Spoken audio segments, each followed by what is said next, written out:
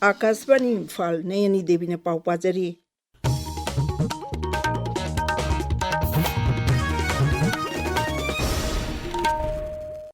Mukhyamantri Yumnam Khemchandga Chief Secretary DGP amasung Security Advisor ga ngasi Mukhyamantri Secretariat unaduna Rajyagi hujik oriba phibamgi matangda khanakre mifam aduda administration amasung tangdu leitaba jilhanaba sakhata horangi thabak yangsinaba wafum kaya kupna khanakhi Mukhyamantri Yumnam Khemchana hairi Central Reserve Police Force CRPF na leibak asigi apunbagi saktam ngang aba amadi santi lainaba honabada chobu thodang lauri CRPF ki marifutaret chubare jingdega mari lainana social media da tagatpa warul amada Mukhyamantri na leibak asigi santi raksagi phibam ngang aba honabada thawai thakraba CRPF ki personnel singi maphamda ikai khumnaba ulli makhoi gi thamna paba bandi kathop Loinana Lori Batangbo Tagan Ingaini. Women and Social Transformation in India Experiences and Challenges Highway Hiramda Nongmagi Obajati Taki Seminar Ama Manipur University ki court holder Ujik Pangthokli Seminar Asida Manipur University ki Vice Chancellor Professor N. Lokendra Singh Assam Women's University Jorhat ki Vice Chancellor Ajanta Borgo Hen Rajkon War Amadi University asigi official abasung mahiroi sing saruk yari seminar asi Manipur University Working Women Association Internet Complaints Committee amasung Women Studies Center na punachin bani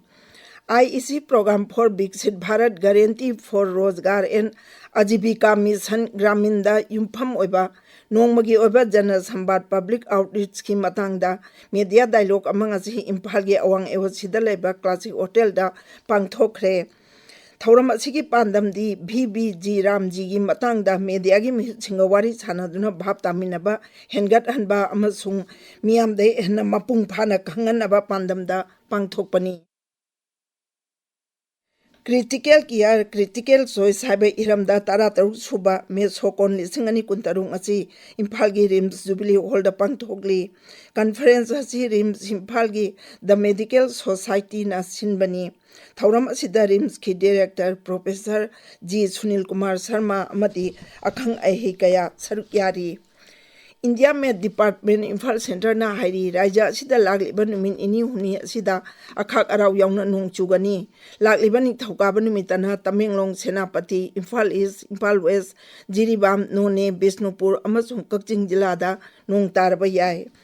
Rashtrapati Draupadi Murmu ngasi UP gi Brindavanda leiba Ramkrishna Mission Sebraj Rongi Nandakishore Somani Oncology Block Sangakre Block asi matangba chunaba mongda sengwatpaga loinana radiotherapy gi machak matum jingning tina tamle mahakna Devanar Kunda da leiba Udia Baba Ashram da su chatki tungda Udia Baba Ashram amasung Dabanal Kunda da chatkani Uparashtrapati CP Radhakrishnan Heng Maharashtra da chatkani Numinini gi Uparashtrapati gi khongchat manungda Nagpur da leiba Mahari Jias Auditorium da pangthokadaba kun mapan suba National Indian Youth Parliament da saruk yagani Uparashtrapati na Pune gi Nisar Gopa Char Ashram ahudokibagi kumon tahumda su saruk yagani Mathang thagi mapanda pangthokadaba Sambitan Sabha Mikhalda Mirep oigadaba BJP gi Mirep Maripuni pan gi ming lauthokre Mukhyamantri Himanta Biswa Sarmana Jalukbari Vidhan Sabha da Kendra dagi Mikhal tengnaragani